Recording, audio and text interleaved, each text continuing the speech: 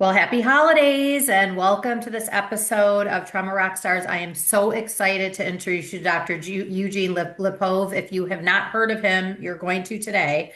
But he is a board certified anesthesiologist as well as a pain management physician. But he brings a ton of knowledge and information on trauma, as well as how he helps his patients. But we're also going to talk about this amazing book he has coming out in February, correct? Correct. February 17th. Thanks Yes. for having me on. Thank you so much. Welcome.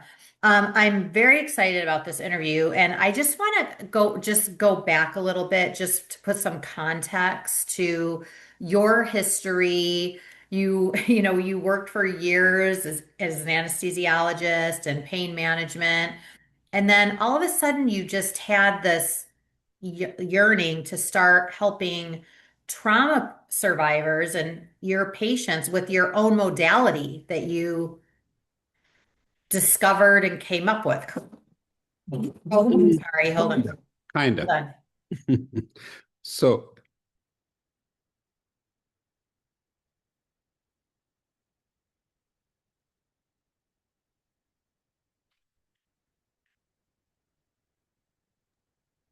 Sorry. Okay. Did I describe that correctly? kinda. So Kinda. let me Okay. give you the background for a Yeah. second. So first of all, I did anesthesia for about 7, 8 years, and then I did pain medicine. Hmm. And through interesting set of circumstance, I figured out that old procedure for pain medicine works for hot flashes.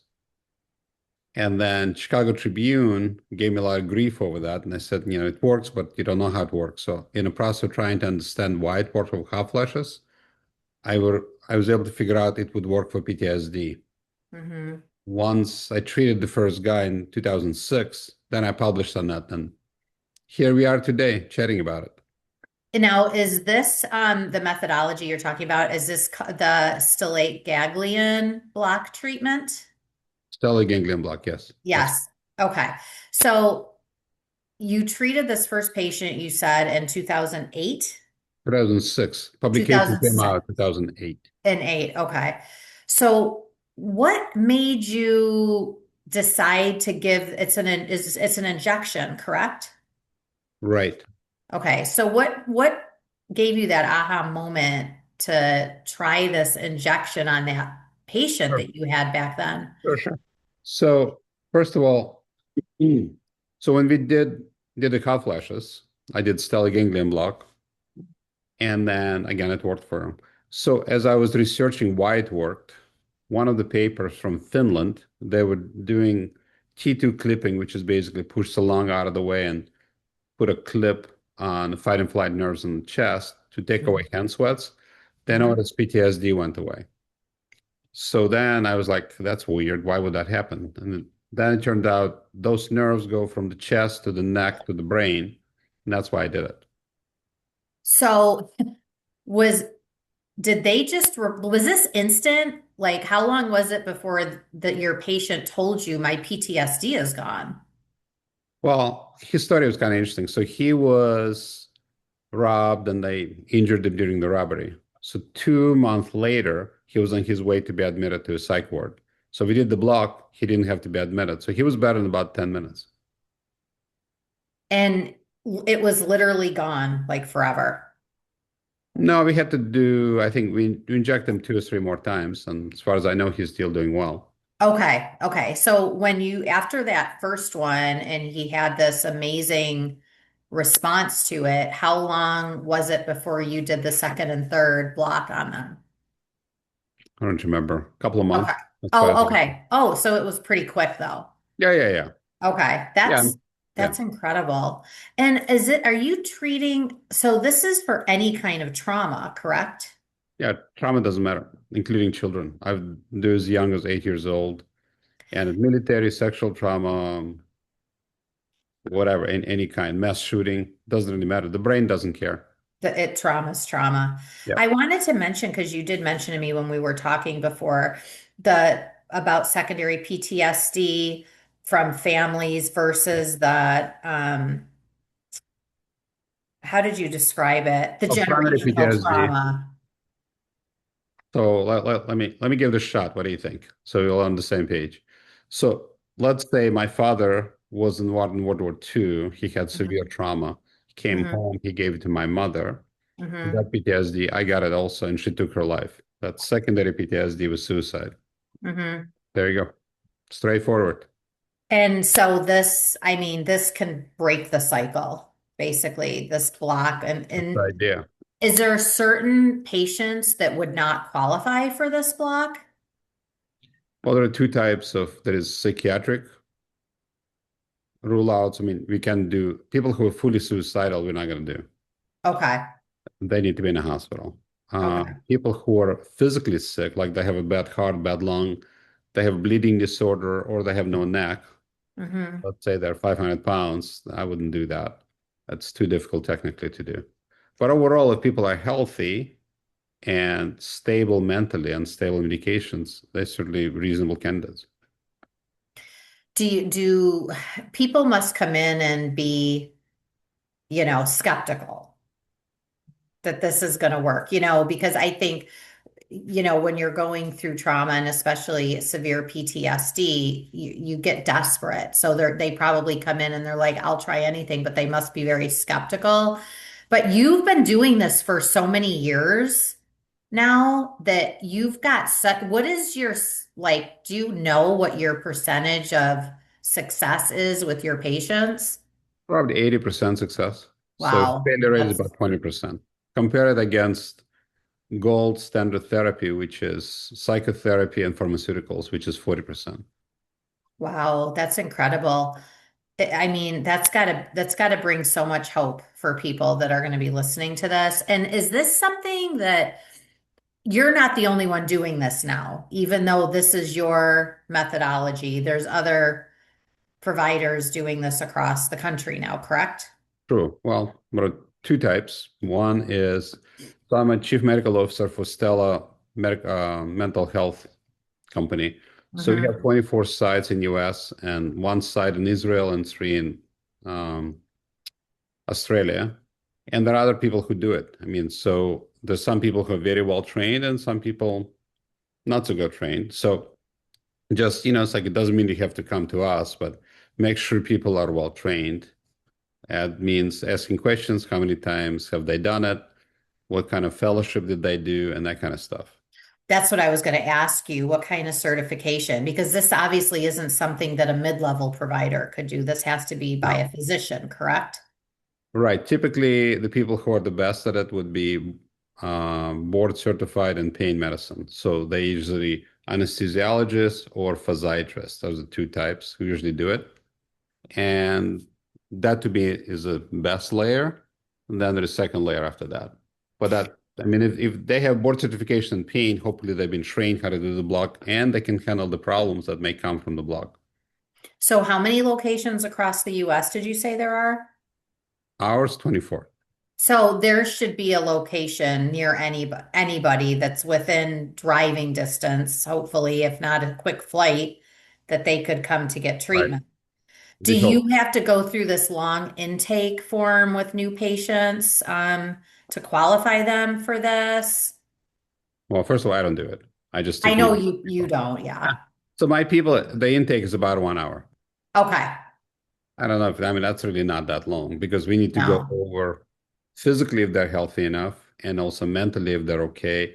And also if it's worth doing the procedure. If they have a very mild case, it's probably not worth it. And then we discuss that.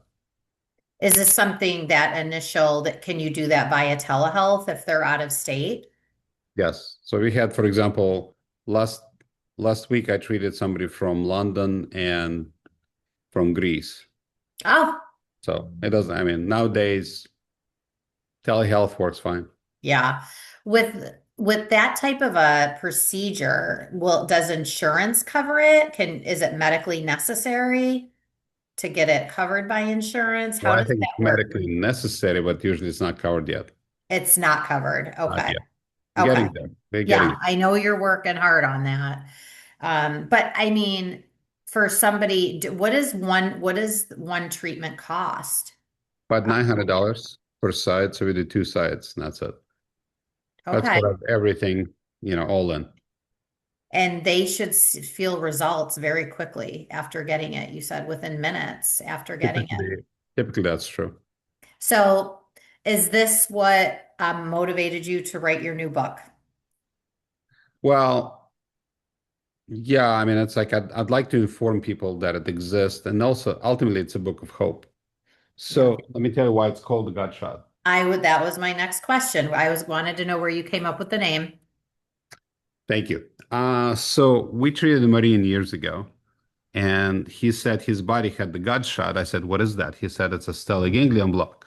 And he called it the gut shot because it changes lives. And Hmm. the entity that can change life is God. So I love the name. I think Yeah. that's where it come from. But it's basically it's written. I'm not a writer. I had somebody, Lauren, did a beautiful job writing it. And Hmm. then, but she made it interesting. It's not really long and painful to read. And it's also sciencey, meaning it's accurate, but it doesn't have like a lot of jargon that's sciencey jargon. And because this is for lay people. I'm writing a textbook now for docs like me, but this is not a textbook. Right. So that'll be something you can distribute to your peers that are more Right. interested in learning. Do you have to be a certain specialty to do this with your patients, or, like you were pain management anesthesiologist, like could a urologist do this? No. Okay, Well, that you so it could. I don't think it would be pretty. right. You need somebody who knows how to do percutaneous procedures. So that's either pain doctors or Hmm. radiologists. As long as they know how to Gotcha. use ultrasound, and again, if they're prepared for problems if problems happen. So your book is out February. It's available for pre-order right now? Yes, if you go to thegodshotbook.com, you can pre-order it there. Okay. And will it be on Amazon when it's ready or It's Amazon and Barnes and Nobles, both. And there's okay. going to be an audiobook. They're working on it right now. Oh, that'll be, are you gonna speak for the audiobook? No, No. no. Yeah, I have it's funny. So I had a lady who was working with me to make sure I could speak better. Hmm. So she sent me to a company called Accent Eradicators. And then because my wife said, you have an accent, blah, blah, blah. Anyway, so they run this test for 4 hours. At the end of it, they said they have some good news and bad news. The good news, you're 85% speaking English. The other 50%, 1.5, we have no idea what that is. So my wife, of course, goes, I want to recount. Oh my, that's hilarious.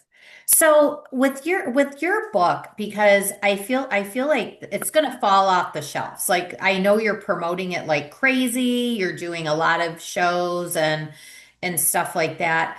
And I love that you said that it's a fairly easy read for, somebody like myself that isn't, obviously a medical doctor and things like that. What would be the I know you said any trauma, any kind of trauma. Does it have to be like on a severity level, extremely severe for patients to get it? Because some people are just floating through life, but they're managing things okay, I guess. So where's that threshold? All right, so there's 3 or 4 questions in that question. Yes. So if you go back to the definition of PTSD, typically the trauma, to make a real diagnosis of PTSD for a psychiatrist, trauma needs to be outside normal human existence, such as military trauma, such as rape, stuff like that. However, bullying is also trauma, Yeah. long-term bullying. And some people are very sensitive to trauma and some are not. Some people can never get PTSD for any reason. You cannot give them PTSD if you try. Mm-hmm. Um, so it all depends on symptoms. I think one of the questions you're asking is who would be the right candidate for this approach? Right. Mm-hmm. So the right candidates people are they can't sleep, they drink too much, they're hypervigilant, always looking around. Like, if you look at somebody who's traumatized, they're sitting in the chair, they can never sit in the middle of the restaurant. They need to have the back to the wall, right? And Yes. then they're always short, they're always cranky. Mm-hmm. So if you have all those symptoms, you probably have PTSD. You should get them treated because not only are you miserable, you're also making people around you miserable. And you can Hmm. give them secondary trauma, but also it gets more interesting. So, like my grandfather was involved in some craziness in Ukraine in the beginning of 20th century. So then he passed those genes out to my father. Then he got it from the war. So all those genes were in me. So that made me much more likely to develop PTSD, which I did. Hmm. Did you yourself get the Yeah. block? I had two right and two left. Okay. And so you are proof of the pudding yourself that this actually worked. Well, I mean, if people want to believe it, they'll believe it. If they don't want to believe it, they won't. So there is a big study hopefully coming out in the middle of next year in NYU. They did functional MRI brain scan Hmm. before and after the block. That's the only way people are going to get convinced because there's so many people that give me grief. They go, "Oh, it's not real. It's placebo, blah, blah, blah, blah, blah," that it doesn't really exist. There was one Hmm. study done. They did PET scans, which is advanced scanner of the Hmm. brain that shows PTSD on 8 people. And they treated them and they got better and you could see the change. But the answer was, well, that's not enough people, all the usual craziness. Yeah. But there is experimental evidence that it works on rats with PTSD. I treated 2 dogs and they both got better. But if people don't want to believe in it, then they won't believe in it, no matter what you show them. But I think the NYU study is going to be huge. It should come out in middle of next year. Oh, that'll be fantastic. So I need to back up. So you did this on two dogs, Yes. and what was their PTSD? Well, the first one was being trained as a therapy dog, Hmm. and then he got stuck on the truck. Actually, the reason I even was looking for a dog like that, I don't know if you've seen the movie Max, Hmm. MAX. It's about a military dog that Yep. his owner got killed, and then he got really feisty. He was very aggressive. He couldn't sleep, right? That's PTSD. So it Hmm. turns out 25% of dogs that came back from Iraq had PTSD, Hmm. Of course. right? That makes sense. Yeah. Anyway, so Reno is the name of the guy. So if you want to look at it on my YouTube channel, there is a video, like 3-minute video, talking about there was like news coverage about that. So anyway, so Reno was really a sweet dog, blah, blah, blah. Then he gets this trauma being stuck under the car and burned.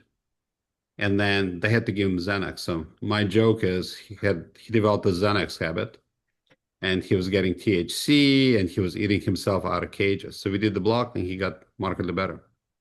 Now in the neck, you did it in the neck as well. Yeah, that's only stellate is in the neck for all And mammals. one treatment for the for Reno or Reno only had one, yeah. and he was completely fine after.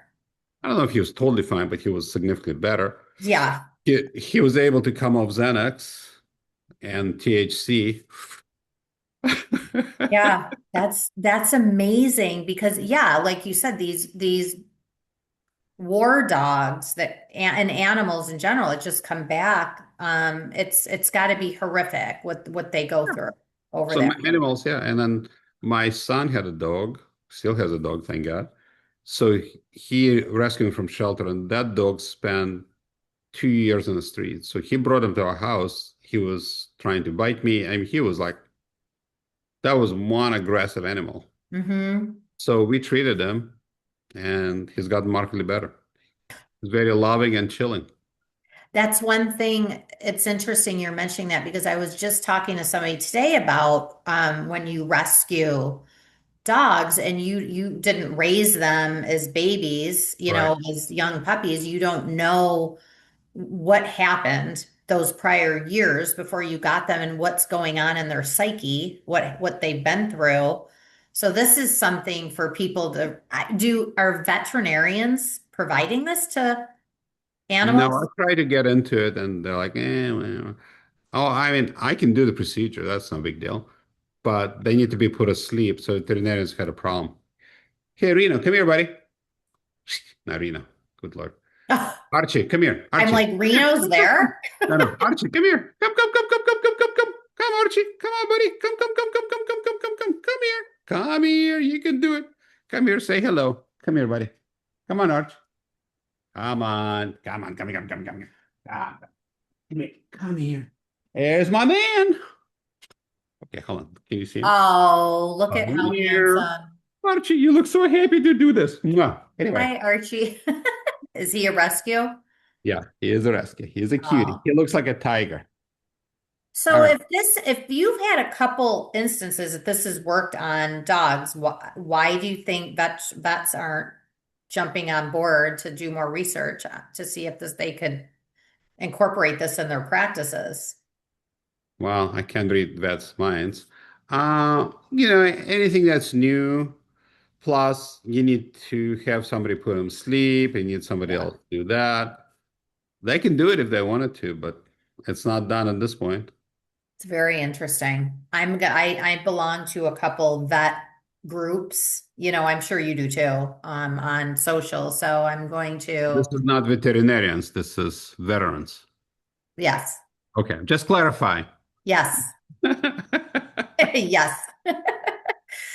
And I know you talk. I've watched some other interviews you've done and some posts, things like that you post, and you talk a lot about boundaries.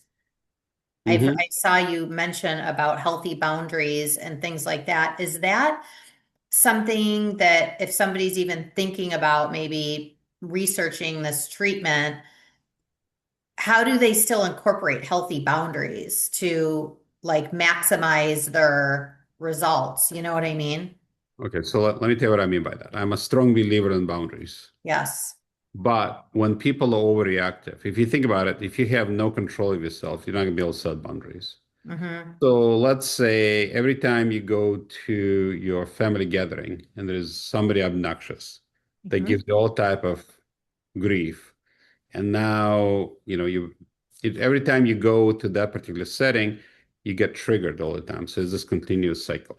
Mm-hmm. So if you're treated and you're calm, you can tell the other person's like, knock that off. Or you could just say, you're really being mean to me. There's no need. Maybe they'll wake up with that. Or you can recruit somebody from your family structure to help you. Or worst case scenario, you go, I'm not going to be able to go to that setting when that person is there. But if Mm-hmm. you're coming from calmness, that's a very different story than you're overreacting because there is a lot of toxic relationships, unfortunately, especially now as our divided country. There's a Yeah. more toxic relationships debating, Republican, Democrat, this and that, social issues. There's arguments continuously. So, but Mm-hmm. if you calm, you can navigate them. You can go, something, let's leave politics aside for another day. We're here for Thanksgiving. Let's enjoy Right. each other. But if you're already, and the other thing is, keep in mind, people have the cycle set up already, right? You probably know what I'm talking about. Mm-hmm. So, I had this in my family with my grandfather. I mean, it was always ugly and explosive, and it was dramatic. There was drama all around. So basically, eventually, when I got older, I got of age, I said, I'm not going to be exposed to the garbage. That's just unnecessary for me, and I don't need it. And people Mm-hmm. gave me, well, it's your duty. It's like, it's your duty to be polite. What are you going to be polite? Oh, you don't have an answer. Bye-bye. Right. Okay. And there you go. There is always an answer. But the point is, if you're healthy mentally, they can improve how your children respond to it. Because we had, for example, we treated a veteran couple, and they had a very rambunctious, I would say, 5-year-old child. Mm. But they were always at each other, right? So we treated both of them because I like to treat the veterans together if possible. And then they came back and they were so calm, the kid stopped bouncing around. He was totally fine. He wasn't being triggered. Yeah, he was eating off their energy. Correct. To me, Yeah. it's all, there's echo neurons. Whatever you're feeling, the kid feels. Right. If you're frenetic, they're going to be frenetic. And you go, well, there's something's wrong with him. Let's put him on Ritalin because he has the ADD. No, it's not ADD, just crazy family dynamic. Big difference. Just to be clear, and I think I asked you this, this treatment that that we're talking about is only for adults, correct? Not children. I did not say that. No, I've Okay. gone as young as 8 years old. As young as 8. Okay. So because there's so many kids now, and when I was growing up, you didn't hear about this, but with ADHD and they've got so much, there's so many behavioral issues Right. that are coming out like that it wasn't like this when I was growing up. So does it work for children with ADHD over the age of 8? Well, first of all, ADHD is way overdiagnosed in this country, in my opinion. Mm-hmm. If you definition of ADHD is sitting around, boys are not designed to sit on their butts for 8 hours, listen to some crazy stuff. That's boring. I just, that's that men are not, and especially boys are not built like that. They don't have the nervous structure to do that. Mm-hmm. I wouldn't do this necessarily for that. But if somebody has a positional disorder, they're aggressive, and they're always bouncing the walls, I can't sleep, that's what I'm talking about. But like if somebody has minor issues, there's no need to put a child through a medical procedure. And they're giving them, like you said, Ritalin and all kinds of other medications to try and calm them down. Well, that could be other ways of doing that. So Ritalin, I mean, that people are giving it out like candy right now. But if you think about it, if you put a child like that in a different school, like a experiential schools, such as like in Germany, they go out in nature and keeps them calm. They do Mm-hmm. something physical. Mm-hmm. And then the other part is the parents are calm.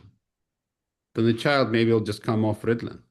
But sitting around asking a 8-year-old, I mean, keep in mind, male brain doesn't develop till 32. Mm-hmm. Female brain probably 25. My wife would argue if mine developed yet, but whatever. We I don't was get going into to that. say Yeah, depends on the we want to man. get into that. But the point is, the brain, prefrontal cortex, is not developed yet. So Mm-hmm. expecting a child to sit there and list something is boring, like math, 1 + 1 is 5, whatever. If you do that, everybody has that. And the other part, keep in mind, they're all used to the video phones, right? I was just going to ask So you what your everybody is hours and addicted. hours of video Right. games. The people are addicted to it. So people Yes. still, I mean, currently try to talk to me, kids like in their 20s, they want to look at the phone and talk to me. I said, no, that's not going to happen. Put the phone down. Because now the adults are like, oh, no, no, no. We don't tell them to put the phone down. No, no, no. Why not? It's not going to kill them. They're not going to have a seizure from stopping using the phone, right? Phone, video games. There's always this continuous stimulation. They want to do this and they want to split their attention. Splitting attention is very dangerous and it's really bad for the brain. And I think our generation is really paying a price for our craziness. The older generation did not help our children, but putting them on ADHD does not help at all, in my opinion. There could be other things you could try first, like, the parents spending more time with their kids. Wow, what a concept. Doing something physical. I mean, I see people all the time in a restaurant.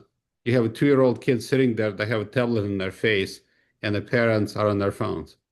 What could go wrong with that approach? Right. What could go wrong? The other part Right. is, keep in mind, it produces dopamine. So now when you're playing video games all the time and all the stimulation, when you stop it, it drops. Now you feel like you withdrawal. You're an addict. Mm-hmm. You're always seeking it. So I'm not suggesting doing stellates for something like that. No. Because you need Right. to change a lot of other things. But It's the environment. right. But if you have, let's say, an adopted child that's aggressive and they're really fighting and they can't get themselves under control and there's like this revved up thing all the time, that's a different story. Like we Mm-hmm. treat a lot of people from institutions, things like that. That's what I'm Do talking about. do children have to be sedated to have Yes. this? So 100%. everybody gets sedated, correct? Children. Adults, nah. Half of Okay. them have do, have don't. I have some children. I had one kid who's, I'll tell you a cute story. So he came in when he was 7, and he was rambunctious, shall we say. And he was hiding in like our heating blanket area. And he refused to do it. He said, I'm not going to do it. They came back 3 times. The third time, anesthesiologist was late. He was ready to go, but the anesthesiologist, he said, I don't care, just do it. No sedation, no nothing. I just did it. It worked great for him. He was doing beautiful right afterward. Really. And I just read something. I was doing some research and I don't know, and I don't want to put you on the spot if you don't know the answer to this. And I don't know the source of where I read this. Sure. So this could just be, I don't know, Random. AI, but Random maybe. So it's maybe. it's a maybe. But I read too that the ADHD meds can make kids sterile. Not aware of it. I'm not surprised by that. Okay, Well, because I know I talked to an adult that I'm going to be having on the show actually, mhm. and he was never able to have children, found out he was sterile, and he relates it to the ADHD meds that he took when he was younger, which is scary. Uh, maybe. I don't know. Well, I'll Yeah, tell you one thing. The sperm count in the Western countries dropping like a stone. That may really. be true. Yeah, that's a true statement. What's causing it could be microplastics, drugs, atmosphere. I don't know that well enough to really opine on that. Yeah, because we're more exposed to that, like the microplastics and all that than ever. It's like Oh yeah. scary high how bad it is. Yep. Everywhere. Wow. Oh my gosh, that's incredible. Like I feel and okay, so I'm going to ask you, I asked you about vets for dogs. Are pediatricians open to this? Have you talked to them or like for Do you mean treat pediatricians to treat the children? yes, for this type of No. modality. Well, I wouldn't approach them anyway. Oh, The okay. people, the people who are pretty good consumers of this for us would be pediatric psychiatrists. Okay. That's who deals with that type of stuff. Pediatrician will do the basics, and if it's good enough, you don't need to see me. By the time they get to see pediatric psychiatrist, it's a different story. So if somebody's listening and they're like, that's my kid, he can't sit still, he's all over the place. I'm We talking about oppositional behavior. Let yeah. me give you one diagnosis: PTSD or oppositional behavior. If Okay. that's then maybe, but keep in mind we are pretty thorough. Any child we treat that we need to really like, you know what? We need to really make sure it's the right thing for this child. Mhm. Yeah, because it could just be like you said, a simple switch. It's the whole family dynamics in the house that are Right. causing it versus putting them through a procedure like this. Well, by the time they see me, they've seen a psychologist and or psychiatrist. Okay. No. Pediatricians don't refer to me. No. Gotcha. Gotcha. Okay. That because I think people are going to be listening to this being like, oh my gosh, this could be my kid.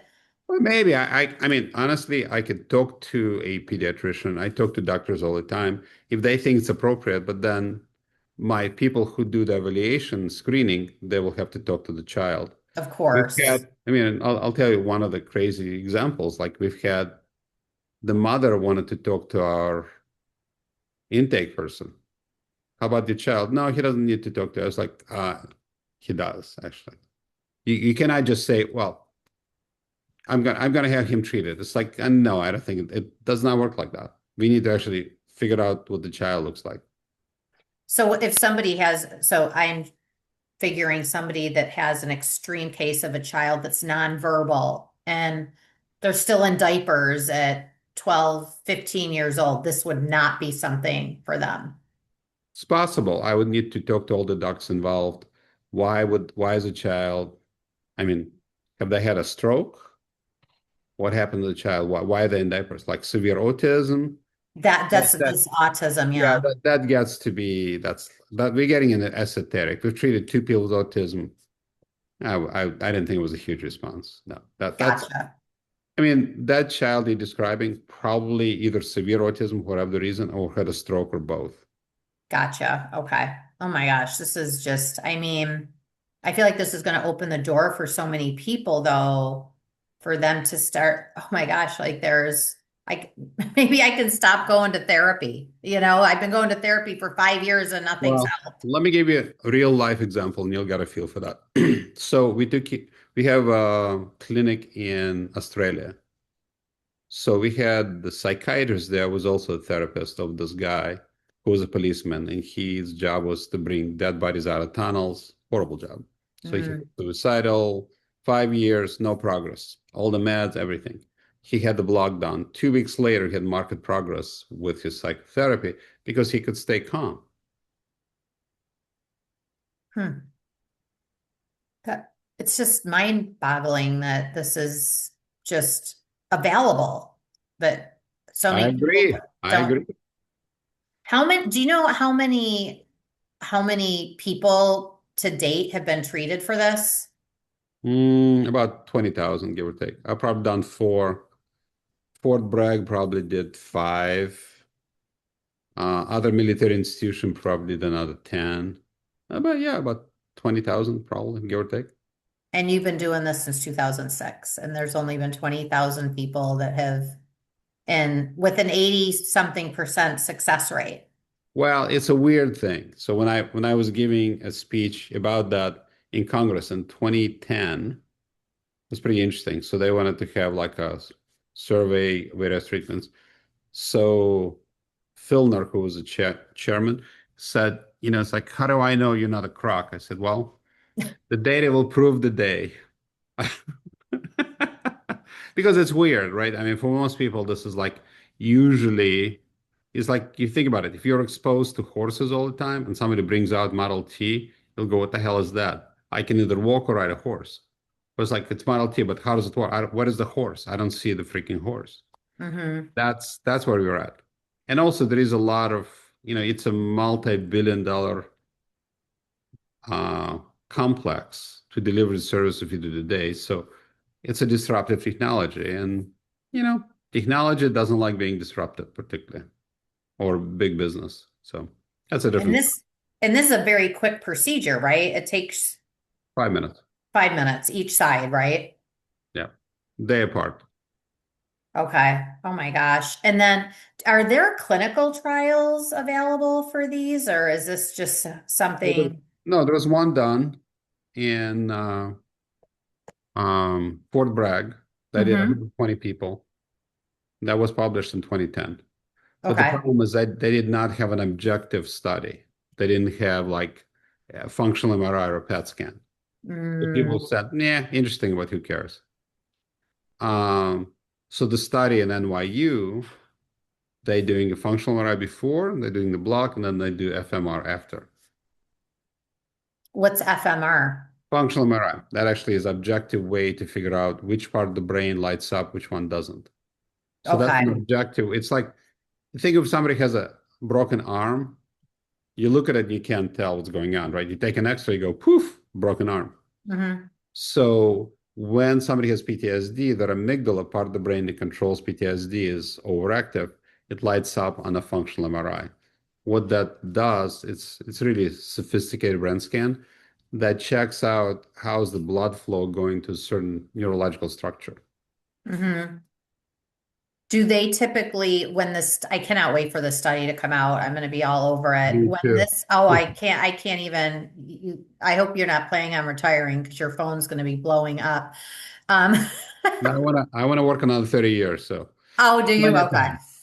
Well, the world needs you. Thank So, you. I appreciate that. but with the MRI that they do, is it done immediately after they get the injections, or do they wait for a time Learning frame? about the study. Mm-hmm. So that you do fMRI first. Yes. So you have a baseline. Yep. The next MRI, you don't do it right after. You want to do it like a week later. So Okay. because you don't need to do it right after, right? Because the idea is to see if the symptoms got better, Mm-hmm. and then can you visualize that on the brain? Mm-hmm. So again, analogy of the arm. If you put the arm straight and it doesn't hurt, you take an X-ray, now it looks good, right? Mm-hmm. Same thing with fMR. Oh my gosh, this is so exciting. For the God shot, Mhm. um, what is this all like the whole big picture of this in your book, or what else are you talking about in there? Because I haven't read your book yet. I can't wait to read it when it comes out. Thank you. What else do you talk about? So, well, we talk about a number of things. One Hmm. chapter talks about why do I even care about this? My history. So, Yeah. chapter one, there is a chapter specifically about the Godshot or Stellate Ganglion Block. There's a Mhm. chapter about suicide and how to avoid it. There is a chapter about psychedelics, which ones are good, which ones are bad. The chapter about hope is the last chapter. There's a chapter Mm. about secondary PTSD, who gets PTSD, and all that kind of stories of real life stories that people improved, those kind of things. So, I mean, there is not that much about stellate. There's a little bit, but the psychophysiology, or how does the brain actually work, I think that's helpful.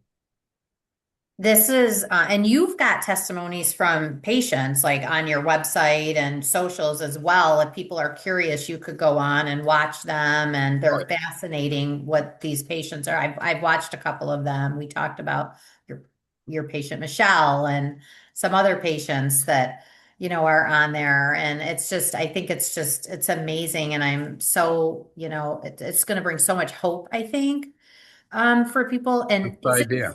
interesting, in your book, you mentioned psychedelics. You talk about that in one of the chapters. Mhm. Could you give a high level a little bit about that and what you feel is effective and what you feel isn't and why?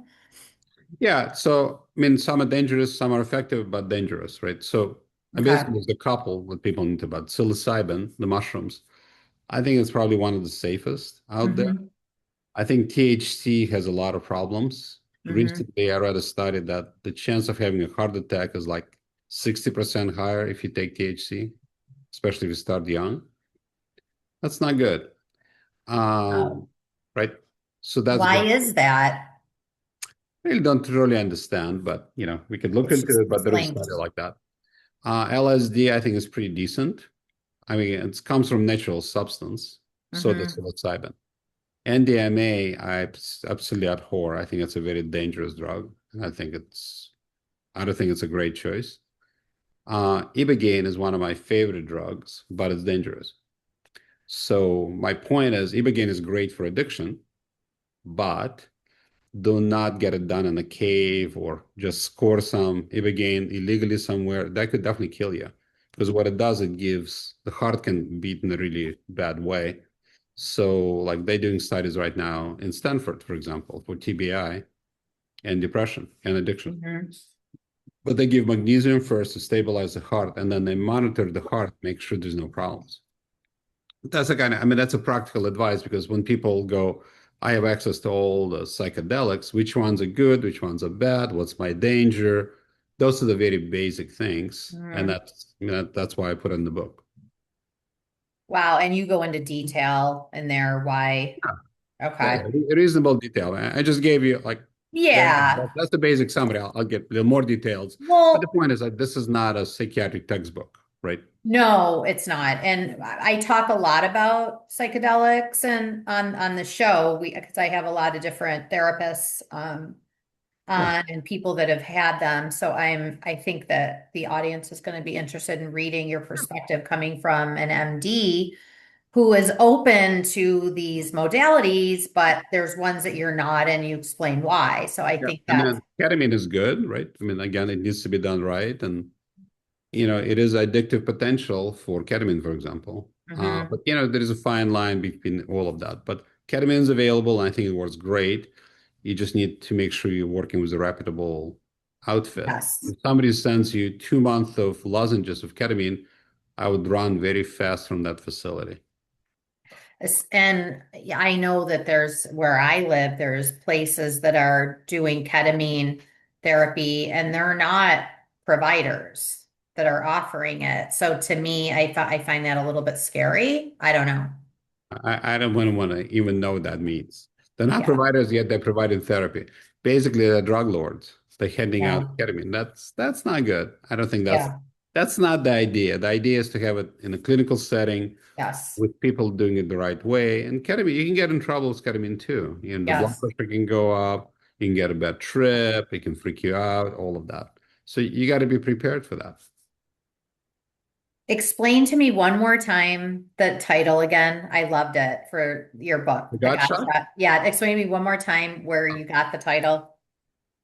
Because one of the Marines before the one I treated, he had the Stellate Ganglion Block and it changed his life. He said, it's a God shot because only God can change people's lives.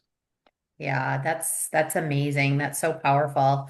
Um, All right, we're gonna wrap up. I'm gonna include you have your website and you're all over socials and you're all over YouTube and you're doing all kinds of amazing interviews that have, if you want more information on what Dr. Lipov's doing, there's no shortage of information of you out there. And you're very active in this and promoting this. Are you going to be doing a book tour? I don't think so. I think book tours are pretty much over. So Yeah. I'm doing a TED Talk in January Are 15th, you? Where? in San Miguel Allende in Mexico. Oh, And that's I'm going to be amazing. talking about stellate and the need for the name change PTSD to PTSI. Post-traumatic stress injury means biologic. Because if you look at it like that, it takes away the stigma. So what's the I? Injury, post-traumatic stress injury. Are they talking about changing that?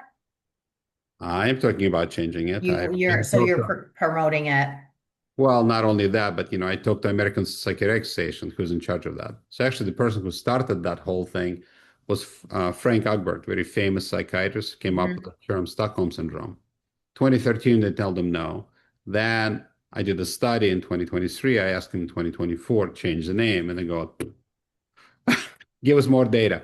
So I'm working. So actually, it's something you can help us with if you don't mind. So the website, itsptsi.com, it's ptsi.com.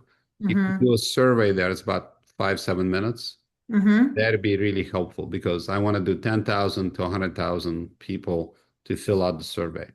Okay, so it's itsptsi.com. Yes, you Perfect. got it. You got it Okay. perfect.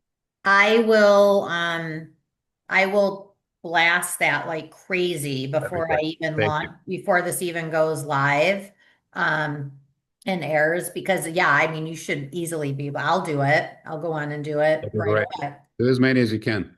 Yeah, that'll and how many questions is it? 8. Oh, okay. Yeah, it's nothing. It's not a it's RB approved, meaning it's all went through the right things. But no, absolutely. It's very small amount of questions.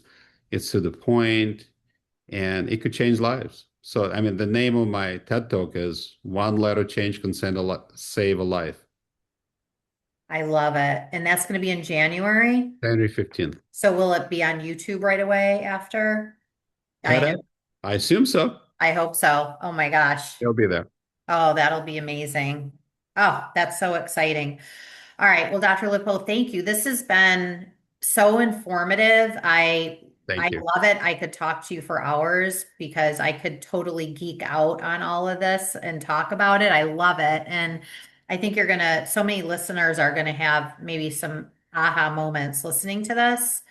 Well, So I will include the center's email address so people can find or website so people can find out where the closest one to them is. perfect. They could go, and if not, you're in Chicago, right? Yeah. So I if mean, we not, have 2 airports. It's not that difficult to get to. yeah, Chicago's easy to get to from anywhere in the country. So if they like, nope, I want to see him. Are you still treating Oh patients yeah, yeah, of for this? course. I Yeah, love it. I told you I want to operate another 30 years. yeah. And you're done with anesthesiology, you said. I haven't done anesthesia, got 20 years now. 20 years, you said, yeah. Didn't Don't you? miss it. It's all good. Yeah, all good. Well, thank you. Thank you so much. And I want to welcome you to the Trauma Rockstar family. Thank you. Um, Appreciate it. I and do you have any parting words before we? Yes. So nobody killed themselves if they have hope. So there is real reason to hope.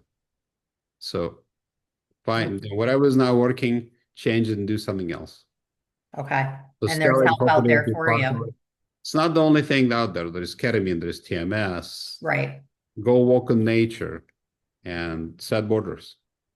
Yeah, grounding is so everybody's talking how important grounding is and just getting out and just walking on the grass with your bare Yeah. feet and Yeah, yeah. getting the morning sunlight on your body and doing, how important that is. So it could be just that simple switch in your daily Yeah. routine. That's simple.